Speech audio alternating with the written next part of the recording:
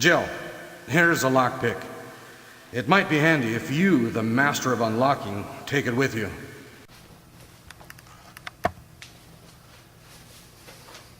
Okay, we're going to do another really short collection because I think these collection videos should be kept as short as possible because the entertainment value of collection videos to me is really limited, so I like to get them moving as fast as possible.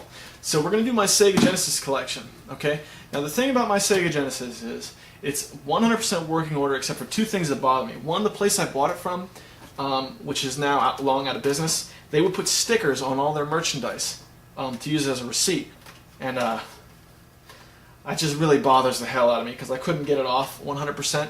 Now I'm sure I'm going to get a million comments about ways to get sticker stuff off, and you're probably right, but I guess I never bothered with it because I was always a Nintendo fan, but I wanted to get a Sega Genesis because I knew a lot of big Sega Genesis fans.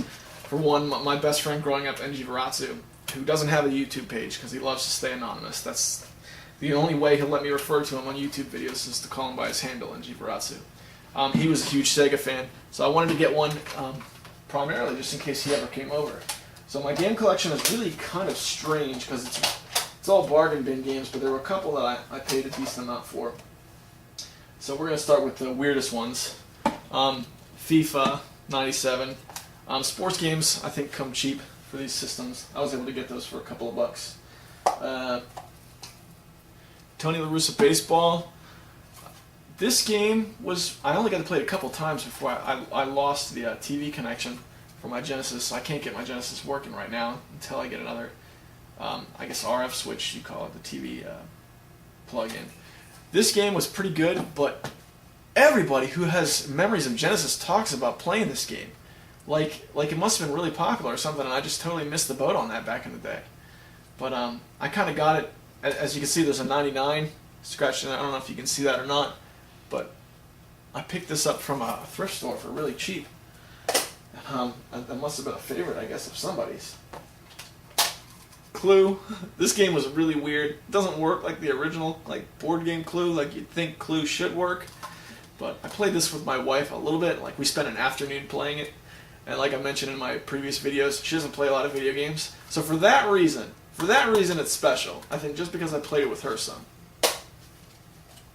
LHS Attack oh man, I'm getting retarded on you. LHX Attack Chopper. This is a game that I bought for two reasons. One, because it was cheap, and another because it's an old DOS game that I have. Vendor, Real Deal Holyfield Boxing. Terrible game. Love it. Super Battleship. My wife gave it to me for Christmas. Awesome, awesome game. To me, anyway. Doom Troopers. Got it cheap. Was pretty bad. Star Trek Deep Space Nine. I'm a terrible Trekkie. This was like a side-scroller platformer game, if you're not familiar with it. It's another one of those games that was bad, but I liked it even though I knew it was bad. I don't know if you can relate to that or not. Right now we got 4 left here. Mickey Mania. I paid 10 or 12 bucks for this game. I can't quite remember. But talk about a hard game. You know, licensed games you usually think of are bad, but this one was really good. And I can't necessarily 100% explain why, but it was really good and really hard. So I had to buy it again because I remember playing it at NG Varatsu's house when I was a kid. So that was really cool. I got a really cheap copy of Sonic 2. Gotta have Sonic games in your Sega collection. This one was 69 cents. So that was cool. And I got the 6-pack. I believe I've heard that this came out for the reason of the Nomad. So they wanted to make something for the Nomad.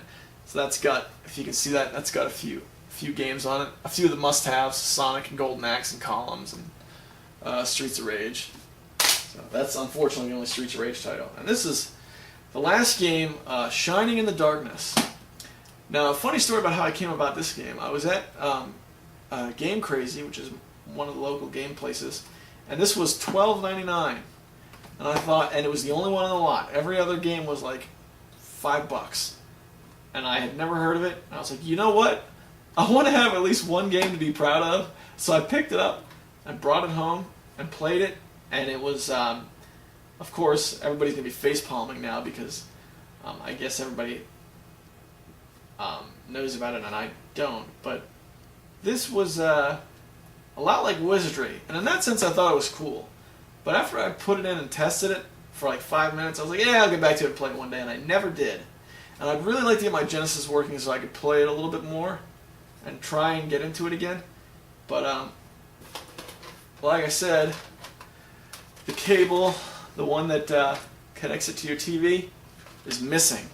This has been through a couple of moves now. I think 2 or 3 moves now. And that cord just didn't make it. So if anybody has an extra one, you know, get in contact with me. Maybe I could send you a money order for a couple of bucks for it or something. That would be cool. But that's my Genesis collection video. Thanks for watching. This is Critical Failure with Technical TV, signing off.